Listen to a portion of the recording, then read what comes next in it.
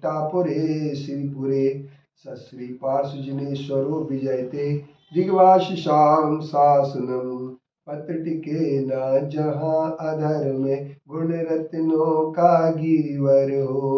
कितना विस्मय किसे नहीं हो, चलो देख लो सिरपुर को। देवों के भी देव पार्श्वजन अंतरिक्ष में शांत रहे।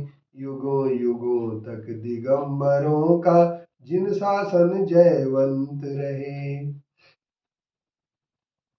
नमोकार मंत्र महामंत्र का जाप करते हुए हम संपूर्ण अरिहंत सिद्ध आचार्य उपाध्याय और सर्व साधुओं को जो नमस्कार करते हैं, उनमें सिद्ध परमात्मा अरिहंत परमात्मा हमारे विशेष वंदनीय होते हैं।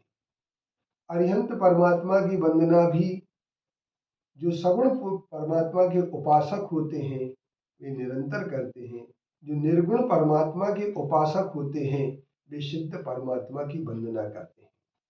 अरिहंत परमात्मा की वंदना करते समय हर व्यक्ति के अंदर एक सोच आता है कि अरिहंत परमात्मा का हम कैसे आकार देखें।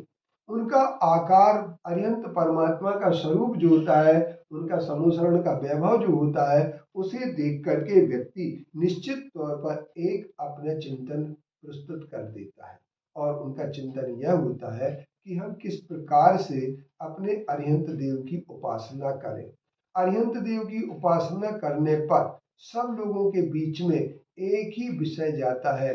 वह विषय यह जाता है कि अरिहंत भगवान जीवंत परमात्मा होते हैं और अरि अर्थात शत्रुओं का, अंतरंग शत्रुओं का जिन्होंने नाश कर दिया है, ऐसे अंतरंग शत्रु घातीय कर्मों के नाश करने वाले, जो वैभव से युक्त है, समूसरण वैभव से जो युक्त है, 18 दोषों से मुक्त है, शारीरिक दोष से भी मुक्त है, जिनके अंदर शरीर जन्म जरा मृत्यु ये 3 शारीरिक दोष नहीं होते हैं। इसके उपरांत जिनके अंदर क्षुधा और तृषा रोग नहीं होता है, रोग नहीं होता है, स्वेद नहीं होता है, पसीना भी नहीं आता है, और इसके साथ निद्रा भी जिनके पास नहीं होती है, ऐसे शारीरिक 8 दोषों से मुक्त अरिहंत परमात्मा होते हैं।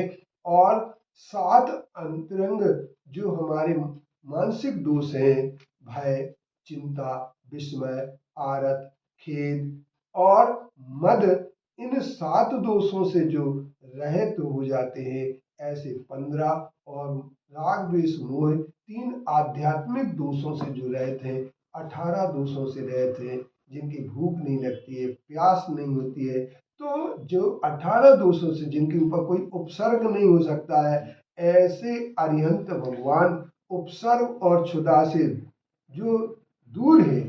और उन अरिहंत भगवान की जब हम उपासना करते हैं, जिन्हें भूख नहीं लगती, जो भोजन नहीं करते हैं, जो कबलाहार नहीं करते हैं, ऐसे अरिहंत भगवान की हम उपासना इसलिए करते हैं कि वे अरिहंत भगवान सारे श्रृंगारों से दूर हैं।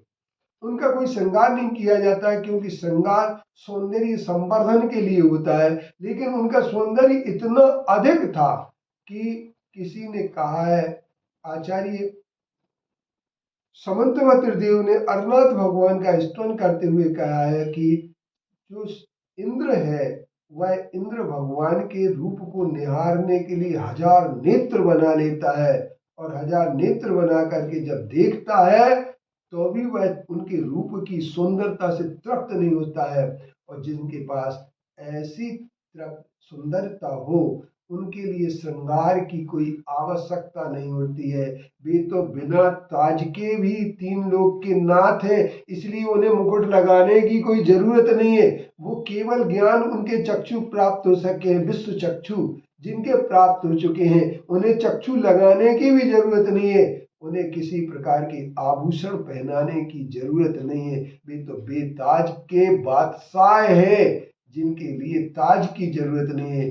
फिर भी जो लोग ताज लगाने की उनके ऊपर कोशिश करते हैं और ताज और चक्षु लगा करके पूजना चाहते हैं, उन लोगों के लिए पुनः विचार करना चाहिए कि जिनका सौंदर्य स्वयं में ही सर्वश्रेष्ठ हो, उन्हें ये सब आभूषणों की जरूरत नहीं है, श्रृंगार की जरूरत नहीं है।